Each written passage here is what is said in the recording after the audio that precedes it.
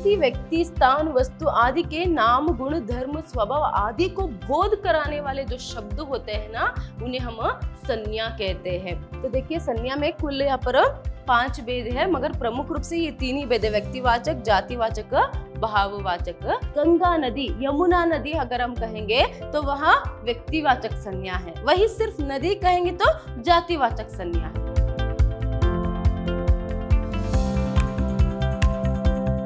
नमस्कार, मैं हूँ हर्षिता, हिंदी लेक्चरर, विद्याश्रम कॉलेज मैसूर। आज हम मैसूर यूनिवर्सिटी के फर्स्ट सेमेस्टर बीकॉम की हिंदी पाठ्यक्रम से संज्ञा जो है उसे देखेंगे। देखिए, हम जो भी भाषा का या फिर जिस भी भाषा का प्रयोग हम करते हैं, तो उस भाषा को अगर शुद्ध रूप में और स्पष्ट रूप में प्रयोग करना है तो यहाँ पर व्याकरण के बारे में जानकारी रखना बहुत ही जरूरी हो जाती है। इसीलिए इस बार आप लोगों को व्याकरण जो है वहाँ रखा गया है।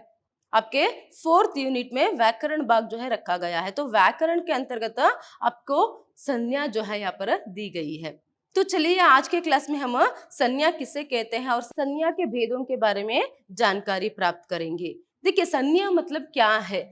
किसी व्यक्ति, स्थान, वस्तु आदि के नाम, गुण, धर्म, स्वभाव आदि को बोध कराने वाले जो शब्द होते हैं ना, उन्हें हम संज्ञा कहते हैं। और भी आसानी से अगर समझाना है तो देखिए किसी भी व्यक्ति, प्राणी, वस्तु, स्थान, गुण, जाति या भाव आदि के नाम को यहाँ पर हम संज्ञा कहते हैं। तो संज्ञा मतलब यहाँ पर क्या है?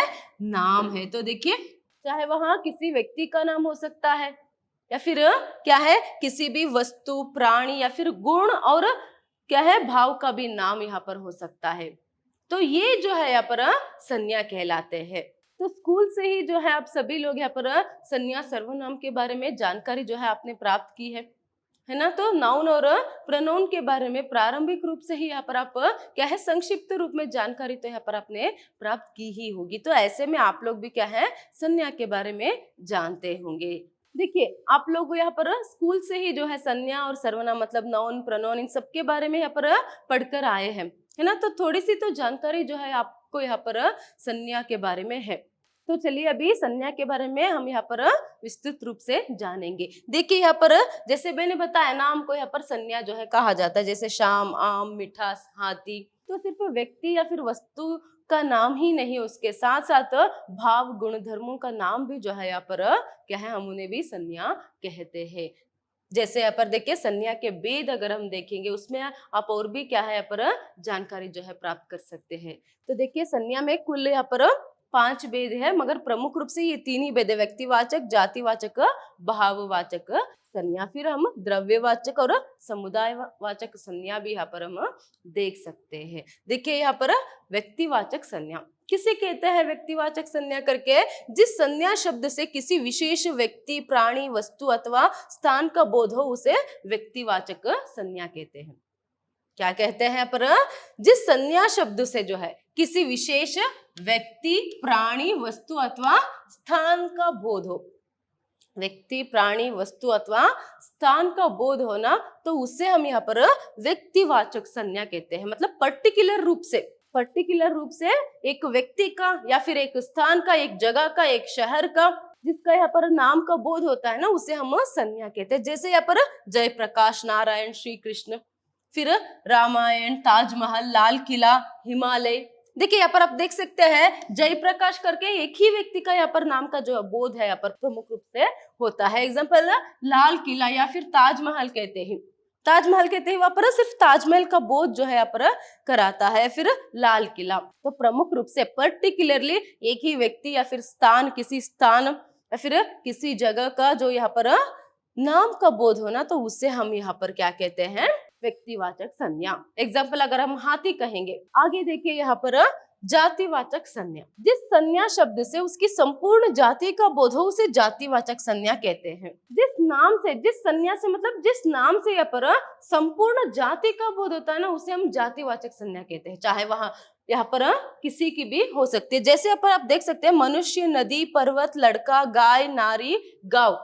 तो यहाँ पर देखिए आप नारी कहते हैं, यहाँ पर समस्त नारी संकुलन का यहाँ पर बोध जो है होता है। एग्जाम्पल यहाँ पर पर्वत देखकर हम देख सकते हैं।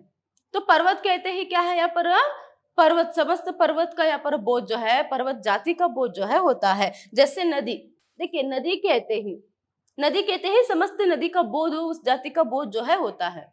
वही अगर हम गंगा नदी करेंगे तो क्या हो जाएगा, वह व्यक्तिवाचक संज्ञा के अंतर्गत आ जाएगा। याद रखिएगा, गंगा नदी, यमुना नदी अगर हम कहेंगे तो वह व्यक्तिवाचक संज्ञा है। वही सिर्फ नदी कहेंगे तो जातिवाचक संज्ञा है।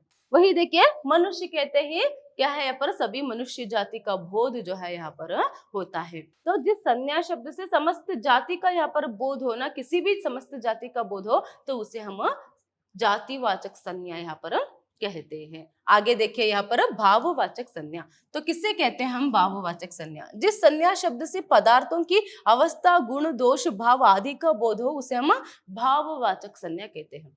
जिससे क्या है यहाँ पर किसी भी पदार्थों की अवस्था, गुण, दोष या फिर भाव का बोध हो, उससे हम यहाँ पर भाववाचक संज्ञा कहते हैं। सिर्फ पदार्थ नहीं, वह व्यक्ति की भी हो सकती है। किसी व्यक्ति के क्या है, उसका गुण, दोष या फिर उसके भाव का बोध अगर होता है, उसकी परिस्थिति का बोध यहाँ पर होता है, तो उसे हम यहाँ पर भाववाचक संज्ञा कहते हैं। जैसे देखिए बुढ़ापा, मिठास, बचपन, मोटापा, चढ़ाई, थकावट। तो ऐसे में देखिए बुढ़ापा जो है वह एक भाव है, मोटापा, मिठास, ये सभी जो है भाववाचक संज्ञा जो है कहलाते हैं। तो बुढ़ापा जो है उस व्यक्ति की परिस्थिति कि अभी वहां बूढ़ा हो गया है, इसका भाव जो है यहाँ पर बोध होता है। जिस व्यक्ति के बारे में हम क्या है बात कर रहे हैं, तो उस व्यक्ति के क्या है बूढ़े होने का भाव जो है इसमें बोध होता है, तो वह बुढ़ापा। तो ऐसे में क्या है वस्तु की या फिर पदार्थ की यहाँ पर वह मिठास जो है उसका यहाँ पर वह बहुत ही मीठा है, ये जो बोध कराता है, ये शब्द जो है मिठास, यह भी भाववाचक संज्ञा है। तो ऐसे में क्या है, इन सभी शब्दों को जो है हम ऐसे शब्दों को जो है जिसे क्या है किसी व्यक्ति, पदार्थों की यहाँ पर गुण, दोष या फिर भाव का बोध हो, उसे हम भाववाचक संज्ञा कहते हैं। नेक्स्ट देखिए यहाँ पर द्रव्यवाचक संज्ञा। जिस संज्ञा शब्द से किसी धातु, द्रव्य आदि पदार्थों का बोध हो, उन्हें द्रव्यवाचक संज्ञा कहते हैं। किसी भी संज्ञा शब्द से किसी धातु, द्रव्य आदि पदार्थों का अगर बोध होता है, तो उन्हें हम क्या कहते हैं, द्रव्यवाचक संज्ञा। जैसे घी, तेल, चांदी, पीतल, सोना, लोहा, ये सभी जो है किन्हीं धातु या फिर पदार्थों का बोध जो है कराते हैं। तो इसलिए ऐसे शब्दों को हम यहाँ पर क्या कहते हैं, द्रव्यवाचक संज्ञा जो है यहाँ पर कहते हैं। नेक्स्ट देखिए यहाँ पर समुदायवाचक संज्ञा। किसे कहते हैं समुदायवाचक संज्ञा करके? जिस संज्ञा शब्द से व्यक्तियों, वस्तुओं आदि के समूह का बोध हो, उन्हें समुदायवाचक संज्ञा कहते हैं। देखिए यहाँ पर व्यक्तियों, वस्तुओं आदि समूह का, इसे याद रखिएगा, यहाँ पर समूह का बोध होता है। तो ऐसे में जो समूह के यहाँ पर बोध को यहाँ पर बोध कराते हैं, तो ऐसे यहाँ पर शब्दों को जो है हम क्या कहते हैं, समुदायवाचक संज्ञा जो है यहाँ पर कहते हैं। देखिए जैसे सभा, कक्षा, सेना, दल, भीड़, गुच्छा। तो ऐसे में क्या है, सभा कहते ही एक सभा, वहां पर समुदाय है, मतलब एक समूह है। सभा कहते कोई एक व्यक्ति वहां पर क्या है सभा में शामिल नहीं हो सकता है, फिर सिर्फ एक व्यक्ति नहीं रहता है सभा में, बहुत सारे लोग रहते हैं, तो वहां सभा तो एक समुदाय है। देखिए नेक्स्ट कक्षा कहते हैं यहाँ पर बहुत सारे बच्चों का एक समूह जो है रहता है। तो नेक्स्ट आप देख सकते हैं भीड़, गुच्छा मतलब यहाँ पर फूलों का गुच्छा, तो एक फूल जो है वहां नहीं रहता है, गुच्छा मतलब बहुत सारे फूल रहते हैं, तो वहां पर भी एक समुदाय है।